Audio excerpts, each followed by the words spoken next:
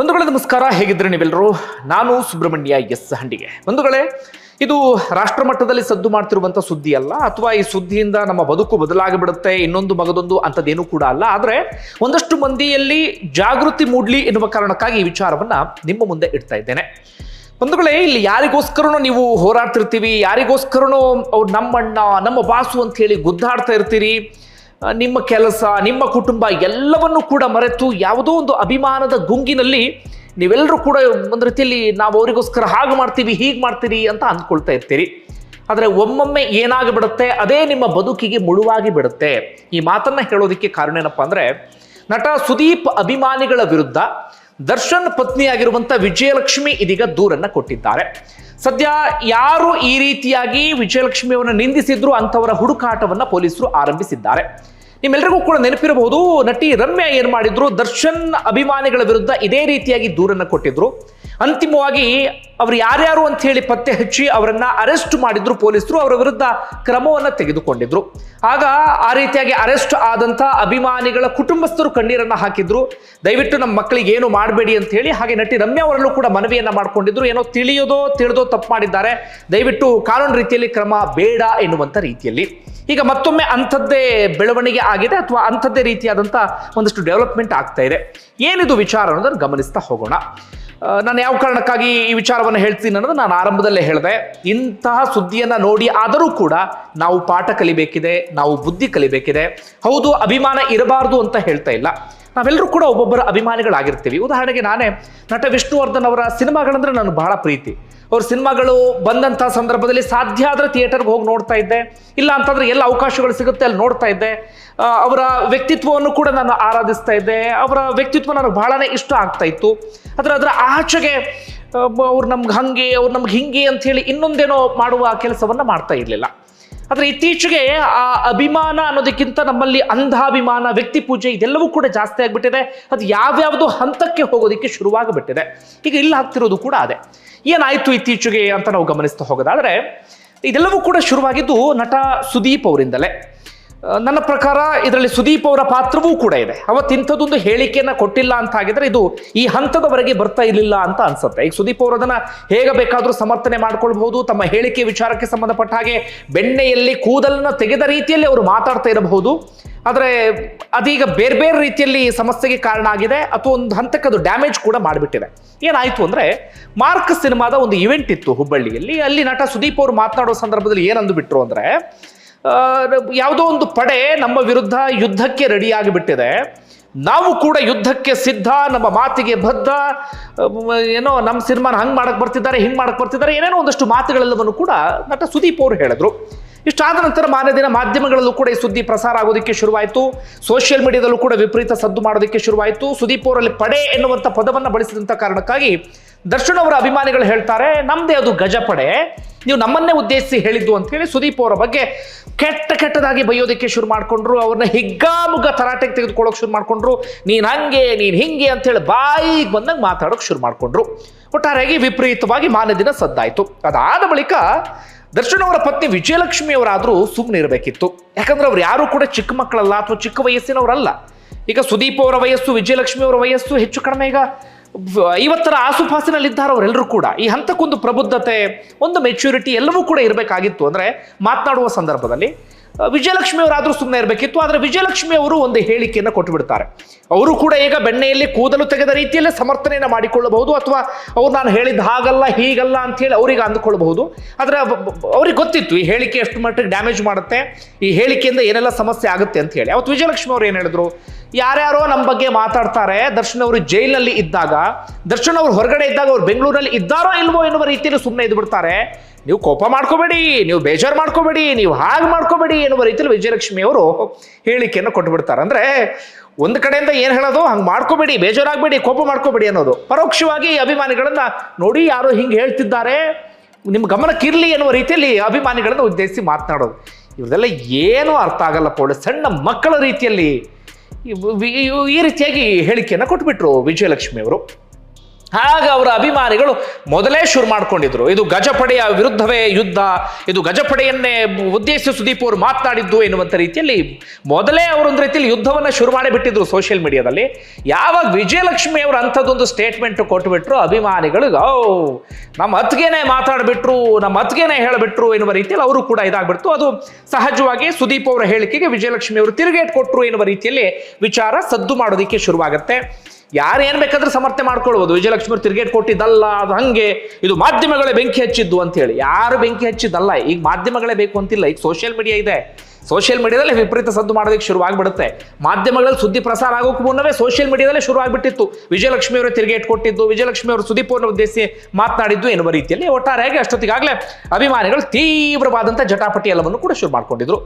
ಈ ಕಡೆ ಸುದೀಪ್ ಅವರು ಮಾರ್ಕ್ ಸಿನಿಮಾದ ಪ್ರಮೋಷನ್ ನಲ್ಲಿ ಭಾಗಿಯಾಗಿದ್ರು, ಬೇರೆ ಬೇರೆ ಚಾನಲ್ಗಳಿಗೆ ಇಂಟರ್ವ್ಯೂ ಕೊಡ್ತಾ ಇದ್ರು. ಅವ್ರು ಇಂಟರ್ವ್ಯೂ ಕೊಡುವ ಸಂದರ್ಭದಲ್ಲೂ ಕೂಡ ಮತ್ತೆ ಅದೇ ಪ್ರಶ್ನೆ ಎದುರಾಗ್ತಿತ್ತು. ಸುದೀಪ್ ಅವರಲ್ಲಿ ಹೇಳಿಕೆಯನ್ನ ಕೊಟ್ಟಾಗಿದೆ, ಅದಾದ ಬಳಿಕ ಮಾಧ್ಯಮದವ್ರು ಪ್ರಶ್ನೆ ಮಾಡಿದಾಗ ಅವರು ಒಂದು ರೀತಿಯಲ್ಲಿ ಕೋಪದಲ್ಲಿ ಉತ್ತರ ಕೊಡ್ತಾ ಇದ್ರು ಅಥವಾ ಅವ್ರು ಸಿಟ್ಟಾಗ್ತಾ ಇದ್ರು. ನಾನು ಆಗಲೇ ಒಂದು ಹೇಳಿದ್ನಲ್ಲ, ಬೆಣ್ಣೆಯಲ್ಲಿ ಕೂದಲು ತೆಗೆದ ರೀತಿಯಲ್ಲಿ ಸುದೀಪ್ ಅವರು ಮಾತಾಡೋದಕ್ಕೆ ಶುರು ಮಾಡ್ಕೊಂಡ್ರು.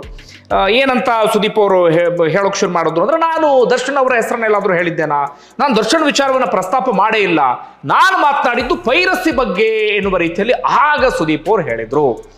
ಬಹಳ ಅಚ್ಚರಿಯ ಸಂಗತಿ ಅಂದ್ರೆ, ಈ ಪೈರಸಿ ಎನ್ನುವಂಥ ಪದವನ್ನ ಬಳಸೋದು ಬಹಳ ಕಷ್ಟನಾ, ಅದು ಪೈರಸಿ ಎನ್ನುವಂಥ ಪದವನ್ನು ಯಾರಾದ್ರೂ ಬಳಸಬಾರ್ದ?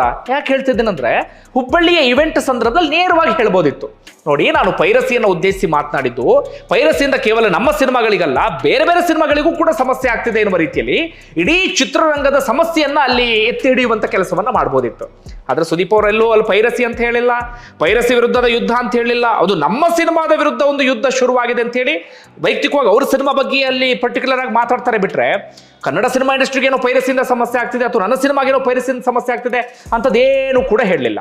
ಆದ್ರೆ ಅದಾದ ಬಳಿಕ ಮಾಧ್ಯಮಗಳ ಜೊತೆ ಮಾತನಾಡುವಾಗ ಇದು ದರ್ಶನ್ ಅವರಿಗೆ ಹೇಳಿದ್ದಲ್ಲ, ನಾನು ದರ್ಶನ್ ಅವರ ಜೊತೆಗೆ ಹಂಗಿದ್ದೆ ಹಿಂಗಿದ್ದೆ, ಅವ್ರ ಸಿನಿಮಾ ನೋಡಿದ್ದೆ, ಅವ್ರ ಬಗ್ಗೆ ಹೋಗ್ಲೇ ಮಾತಾಡಿದ್ದೆ, ನಾನು ಪೈರಸಿ ಬಗ್ಗೆ ಮಾತಾಡಿದ್ದು ಎನ್ನುವ ರೀತಿಯಲ್ಲಿ ಅದಕ್ಕೊಂದು ರೀತಿಯಲ್ಲಿ ತೇಪೆ ಹಚ್ಚುವಂಥ ಕೆಲಸವನ್ನ ಮಾಡಿದ್ರು. ಒಟ್ಟಾರೆಯಾಗಿ ಯಾರು ಉದ್ದೇಶಿಸಿ ಹೇಳಿದ್ರು ಗೊತ್ತಿಲ್ಲ ಬಿಡಿ, ಅವರಲ್ಲಿ ಯಾರ ಹೆಸರನ್ನು ಹೇಳದಂತ ಕಾರಣಕ್ಕಾಗಿ ಇವರನ್ನೇ ಉದ್ದೇಶಿಸಿ ಹೇಳಿದ್ರು ಅಂತಲೂ ಹೇಳಕ್ಕಾಗಲ್ಲ, ಅವ್ರ ಉದ್ದೇಶಿಸಿ ಹೇಳಿದ್ದಲ್ಲ ಅಂತಲೂ ಕೂಡ ಹೇಳಕ್ಕಾಗಲ್ಲ. ಆದ್ರೆ ಸುದೀಪ್ ಅವರು ಒಂದು ರೀತಿಯಲ್ಲಿ ತೇಪೆ ಹಚ್ಚುವ ರೀತಿಯಲ್ಲಿ ಬೇರೆ ಬೇರೆ ರೀತಿಯಲ್ಲಿ ತಮ್ಮ ಮಾತನ್ನು ಸಮರ್ಥನೆ ಮಾಡಿಕೊಳ್ಳುವಂತ ಕೆಲಸವನ್ನ ಮಾಡಿದ್ರು. ಆದ್ರೆ ಅಷ್ಟೊತ್ತಿಗಾಗಲೇ ಆಗಬೇಕಾದಂತ ಡ್ಯಾಮೇಜ್ ಎಲ್ಲವೂ ಕೂಡ ಆಗಿತ್ತು. ದರ್ಶನ್ ಅವರ ಅಭಿಮಾನಿಗಳು ಇತ್ತ ಸುದೀಪ್ ಅವ್ರನ್ನ ವಾಮಾಗೋಚರವಾಗಿ ಬೈಯೋದಕ್ಕೆ ಶುರು ಮಾಡ್ಕೊಂಡ್ರೆ ಅಥವಾ ನಿಂದಿಸೋಕೆ ಶುರು ಮಾಡ್ಕೊಂಡ್ರೆ, ಇತ್ತ ಸುದೀಪ್ ಅವರ ಅಭಿಮಾನಿಗಳು ವಿಜಯಲಕ್ಷ್ಮಿ ಸೇರಿದಂತೆ ದರ್ಶನ್ ಸೇರಿದಂತೆ ಎಲ್ಲರನ್ನು ಕೂಡ ಬಾಯಿಗೆ ಬಂದ ಹಾಗೆ ಬೈಯೋದಕ್ಕೆ ಶುರು ಮಾಡ್ಕೊಳ್ತಾರೆ. ಅದು ಎಲ್ಲಿವರೆಗೆ ಹೋಗ್ಬಿಡುತ್ತೆ ಅಂದ್ರೆ, ದರ್ಶನ್ ಹಾಗೆ ವಿಜಯಲಕ್ಷ್ಮಿ ಅವರ ಗಲಾಟೆ ಆಗಿತ್ತಲ್ಲ, ಗಂಡ ಹೆಂಡತಿ ಗಲಾಟೆ, ಆ ಸಂದರ್ಭದಲ್ಲಿ ಸುದೀಪ್ ಅವರೇನೋ ಮಧ್ಯಸ್ಥಿಕೆನೋ ಸಂಧಾನ ಮಾಡೋದಕ್ಕೆ ಹೋಗಿದ್ರು ಅಂತ ಕಾಣುತ್ತೆ. ಆ ಹಳೆಯ ಫೋಟೋಗಳೆಲ್ಲವನ್ನೂ ಕೂಡ ವೈರಲ್ ಮಾಡೋದಕ್ಕೆ ಶುರು ಮಾಡ್ಕೊಂಡ್ರು. ನೋಡಿ, ಅವತ್ತು ನೀವು ಗಂಡ ಹೆಂಡತಿ ಗಲಾಟೆ ಮಾಡ್ಕೊಂಡಿದ್ದಾಗ ನಮ್ಮ ಅಣ್ಣನೇ ಬೇಕಾಗಿತ್ತು, ನಮ್ಮ ಅಣ್ಣನೇ ಅವತ್ತು ಮುಂದೆ ನಿಂತಿದ್ದು, ಈಗ ನಮ್ಮ ಅಣ್ಣನ ಬಗ್ಗೆ ಮಾತಾಡ್ತಿದ್ದೀರಾ ಎನ್ನುವ ರೀತಿಯಲ್ಲಿ ಅವರು ಕೂಡ ಮಾತಾಡೋದಕ್ಕೆ ಶುರು ಮಾಡ್ಕೊಳ್ತಾರೆ. ಒಟ್ಟಾರೆಯಾಗಿ ಈ ಹಂತಕ್ಕೆ ಬಂದಿತ್ತು. ಸೋಷಿಯಲ್ ಮೀಡಿಯಾ ಓಪನ್ ಮಾಡಿದ್ರೆ ಎರಡು ಕಡೆಯ ಜಟಾಪಟಿ, ಎರಡು ಕಡೆಯ ಗಲಾಟೆ, ಟ್ವಿಟರ್ ಅಲ್ಲಿ ಇಲ್ಲಿ ಎಲ್ಲವೂ ಕೂಡ ಜೋರಾಗಿ ಬಿಟ್ಟಿತ್ತು. ಈ ಹಂತಕ್ಕೆ ಬಂದಿತ್ತಾ. ಇದಾದ ಬಳಿಕ ವಿಜಯಲಕ್ಷ್ಮಿ ಅವರು ದರ್ಶನ್ ಅವರ ಭೇಟಿಗೆ ಹೋಗಿದ್ರು. ನಿಮ್ಗೆ ನೆನಪಿರ್ಬೋದು, 23ರ ಸಂಜೆ ಅನ್ಸುತ್ತೆ ನಟ ದರ್ಶನ್ ಅವರ ಭೇಟಿಗೆ ಹೋಗಿದ್ರು. ಅಲ್ಲಿ ಏನ್ ಸಮಾಲೋಚನೆ ಮಾಡಿದ್ರು, ಏನ್ ಚರ್ಚೆ ಮಾಡಿದ್ರು ಗೊತ್ತಿಲ್ಲ. ಅಲ್ಲಿಂದ ಬರ್ತಾ ಇದ್ದ ಹಾಗೆ ವಿಜಯಲಕ್ಷ್ಮಿ ಅವರು ಇವತ್ತು ಸೀದಾ ಪೊಲೀಸ್ ಆಯುಕ್ತರ ಕಚೇರಿಗೆ ಹೋಗಿದ್ರು. ಅಲ್ಲಿ ಸಿಸಿಬಿ ಮುಖ್ಯ ಆಯುಕ್ತರಾಗಿರುವಂತ ಅಜಯ್ ಹಿಲೋರಿ ಅವರಿಗೆ ದೂರನ್ನ ಕೊಟ್ಟರು. ಯಾರ ವಿರುದ್ಧ ಅಂದ್ರೆ, ಹೆಚ್ಚು ಕಡಿಮೆ ಒಂದು 150 ಕಮೆಂಟ್ಸ್ಗಳನ್ನ ಸ್ಕ್ರೀನ್ ಶಾಟ್ ತೆಗೆದುಕೊಂಡಿದ್ದಾರೆ. ಒಂದು 50ಕ್ಕೂ ಅಧಿಕ ಐಡಿಗಳನ್ನ ಗುರುತಿಸಿದ್ದಾರೆ. ಅವರೆಲ್ಲರ ವಿರುದ್ಧವೂ ಕೂಡ ಇದೀಗ ದೂರನ್ನ ಕೊಟ್ಟಿದ್ದಾರೆ. ಈಗ ಯಾರ್ಯಾರು ಆ ರೀತಿಯ ಕಮೆಂಟ್ ಹಾಕಿದ್ರು, ಪೋಸ್ಟ್ ಹಾಕಿದ್ರು ತಕ್ಷಣಕ್ಕೆಲ್ಲ ಡಿಲೀಟ್ ಮಾಡ್ಬೋದು. ಆದ್ರೆ ಅಷ್ಟೊತ್ತಿಗಾಗಲೇ ಅಲ್ಲಿ ಸ್ಕ್ರೀನ್ ಶಾಟ್ ಎಲ್ಲವೂ ಕೂಡ ತಲುಪಬೇಕಾದರೂ ತಲುಪಾಗಿದೆ. ಪೊಲೀಸರು ಇಂಥವರ ವಿಚಾರದಲ್ಲಿ, ಅಂದರೆ ಜನಸಾಮಾನ್ಯರು ಇಂಥ ವಿಚಾರದಲ್ಲಿ ಹೋಗಿ ದೂರು ಕೊಟ್ಟರೆ ಪೊಲೀಸರು ತಲೆ ಕೆಡಿಸ್ಕೊಳ್ತಾರೆ ಇಲ್ಲೋ ಗೊತ್ತಿಲ್ಲ. ಆದರೆ ಇವರೆಲ್ಲರೂ ಕೂಡ ಸೆಲೆಬ್ರಿಟಿಗಳಲ್ಲ, ಇವರೆಲ್ಲರೂ ಕೂಡ ದೊಡ್ಡವರಲ್ವಾ. ಹೀಗಾಗಿ ಪೊಲೀಸರು ಕೂಡ ಆಕ್ಟಿವ್ ಆಗಿ ಕೆಲಸವನ್ನ ಮಾಡ್ತಾರೆ ಈ ವಿಚಾರದಲ್ಲಿ.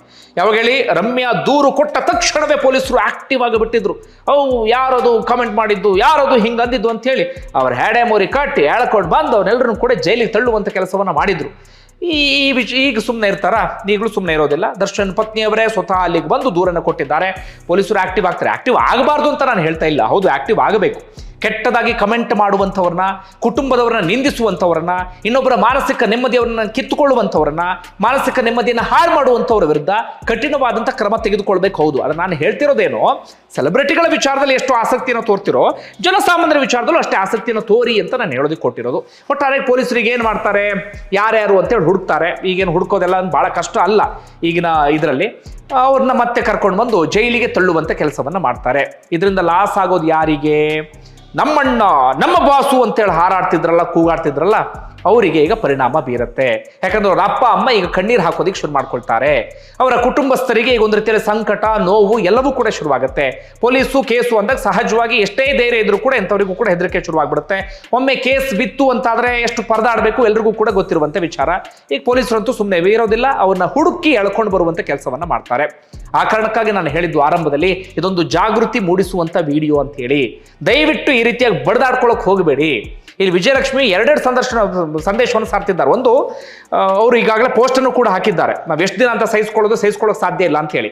ಒಂದು ಆ ಕಾರಣಕ್ಕಾಗಿ, ಅಂದ್ರೆ ಈ ರೀತಿ ಮಾಡಿಬಿಟ್ರು, ಕಮೆಂಟ್ಗಳನ್ನು ಹಾಕಿಬಿಟ್ರು ಅಂತೇಳಿ. ಮತ್ತೊಂದು, ರಮ್ಯ ಅವರು ದೂರು ಕೊಟ್ಟಿದ್ರು ದರ್ಶನ್ ಅಭಿಮಾನಿಗಳ ವಿರುದ್ಧ. ಈಗ ಕೇವಲ ದರ್ಶನ್ ಅಭಿಮಾನಿಗಳು ಮಾತ್ರ ಕೆಟ್ಟ ಕಮೆಂಟ್ಸ್ ಮಾಡೋದಲ್ಲ, ಬೇರೆಯವ್ರ ಅಭಿಮಾನಿಗಳು ಮಾಡ್ತಾರೆ ಎನ್ನುವುದನ್ನು ಹೇಳಬೇಕಿತ್ತು. ಆ ಕಾರಣಕ್ಕಾಗಿಯೂ ಕೂಡ ಇದೀಗ ದೂರನ್ನು ಕೊಟ್ಟಿದ್ದಾರೆ. ಮುಂದೆ ಈಗ ಪೊಲೀಸರು ಏನು ಮಾಡ್ಬೇಕು ಅದನ್ನು ಮಾಡ್ತಾರೆ. ಈ ಕಾರಣಕ್ಕಾಗಿ ಹೇಳಿದ್ದು, ದಯವಿಟ್ಟು ಇಂಥದ್ದು ಮಾಡಕ್ಕೆ ಹೋಗಬೇಡಿ. ನೀವು ಅಭಿಮಾನಿಗಳಾಗಿ ನಟರನ್ನ ಪ್ರೀತಿಸಿ, ಅವ್ರನ್ನ ಗೌರವಿಸಿ, ಅವ್ರನ್ನ ಫಾಲೋ ಮಾಡಿ, ಯಾರು ಬೇಡ ಅಂತ ಹೇಳಲ್ಲ.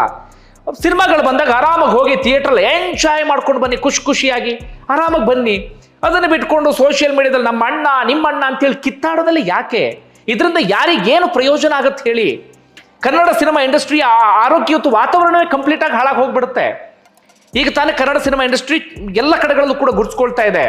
ಹಿಂದೆಯೂ ಒಂದಷ್ಟು ಅದ್ಭುತವಾದಂಥ ಸಿನಿಮಾಗಳು ಬಂದಿತ್ತು. ಆದರೆ ಈಗ ಅಂತ ಬಂದಾಗ KGF, ಕಾಂತಾರದಂಥ ಸಿನಿಮಾಗಳು ಇಂಡಸ್ಟ್ರಿ ಇನ್ನೊಂದು ಹಂತಕ್ಕೆ ತೆಗೆದುಕೊಂಡು ಹೋಗ್ತಾ ಇದೆ. ಈಗ ಒಂದು ರೀತಿಯಲ್ಲಿ ಆರೋಗ್ಯಯುತವಾದಂಥ ಪೈಪೋಟಿ ಸ್ಟಾರ್ಗಳ ನಡುವೆ ಶುರುವಾಗಿದೆ. ಆದರೆ ಈಗ ಮತ್ತೆ ಸ್ಟಾರ್ ವಾರು ಅದು ಇದು ಅಂತ ಹೇಳಿ ಒಂದು ರೀತಿಯಲ್ಲಿ ಎಲ್ರಿಗೂ ಲಾಸೇ ಇದು. ಅವ್ರ ಸಿನಿಮಾಗೆ ನಾವು ಹೋಗಲ್ಲ, ಅವ್ರ ಸಿನಿಮಾವನ್ನೇ ಹೇಗ ಹಾಳು ಮಾಡಬೇಕು ಅಂತ ನೋಡ್ತೀವಿ, ಇಂಥ ಒಂದಷ್ಟು ದ್ವೇಷ ಎಲ್ಲವೂ ಕೂಡ ಶುರುವಾಗ್ಬಿಡುತ್ತೆ. ಯಾವುದೇ ಕಾರಣಕ್ಕೂ ಸಿನಿಮಾ ಇಂಡಸ್ಟ್ರಿಗೆ ಒಳ್ಳೇದಲ್ಲವೇ ಅಲ್ಲ ಇದು. ನನ್ನ ಪ್ರಕಾರ ಇಲ್ಲಿ ಪ್ರಬುದ್ಧತೆಯನ್ನು ತೋರ್ಬೇಕಾದಂಥವರು ಮೊದಲಿಗೆ ನಟ ಸುದೀಪ್ ಅವರ ಹೇಳಿಕೆಯನ್ನು ಕೊಡೋಕ್ಕೂ ಮುನ್ನ ಯೋಚನೆ ಮಾಡಬೇಕಿತ್ತು. ಯುದ್ಧ, ಮತ್ತೊಂದು ಮಗದೊಂದು, ಯಾಕೆ ಆ ಪದವನ್ನು ಬಳಸಬೇಕಿತ್ತು? ಹೇಗೆ ಬೇಕಾದ್ರೂ ಅವ್ರು ಸಮರ್ಥನೆ ಮಾಡ್ಕೊಳ್ಬಹುದು. ಯುದ್ಧಕ್ಕೆ ರೆಡಿ ಅನ್ನೋದನ್ನ ಸಿನಿಮಾದಲ್ಲಿ ಬಳಸೋದು ಓಕೆ, ಸಿನಿಮಾದಲ್ಲಿ ಆ ಡೈಲಾಗ್ ಹೊಡೆಯೋದು ಓಕೆ. ಬಟ್ ಈಗ ಸಾರ್ವಜನಿಕರ ಎದುರುಗಡೆ ನಿಂತ್ಕೊಂಡು ಮತ್ತೆ ಯುದ್ಧ, ಮತ್ತೊಂದು ಮಗದೊಂದು ಅಂದಾಗ ಜನರಿಗೆ ಬೇರೆ ರೀತಿಯ ಸಂದೇಶವಾಗುತ್ತೆ. ಒಂದು, ಸುದೀಪ್ ಅವರಲ್ಲಿ ಪ್ರಬುದ್ಧತೆಯನ್ನು ತೋರಲಿಲ್ಲ. ಮತ್ತೊಂದು, ವಿಜಯಲಕ್ಷ್ಮಿ ಅವರು ಕೂಡ ಆ ಮೆಚುರಿಟಿಯನ್ನು ತೋರಲಿಲ್ಲ. ಇಲ್ಲಿವರೆಗೆ ಬಂತಲ್ಲ, ಅದಕ್ಕೆ ನೇರವಾಗಿ ಅವರಿಬ್ಬರೇ ಕಾರಣ. ಈಗ ಅಭಿಮಾನಿಗಳು ಅರೆಸ್ಟ್ ಆಗ್ತಾರೆ ಅಂದ್ರೆ ಅದಕ್ಕೆ ನೇರವಾದಂಥ ಕಾರಣ ಅವರಿಬ್ಬರೇ. ಒಂದು ವೇಳೆ ನಿಮ್ಗೆ ಏನಿಸ್ತದೆ ಕಮೆಂಟ್ ಬಾಕ್ಸಲ್ಲಿ ಮೆನ್ಷನ್ ಮಾಡಿ. ಧನ್ಯವಾದ ವಿಡಿಯೋ ನೋಡಿದ್ದಕ್ಕಾಗಿ.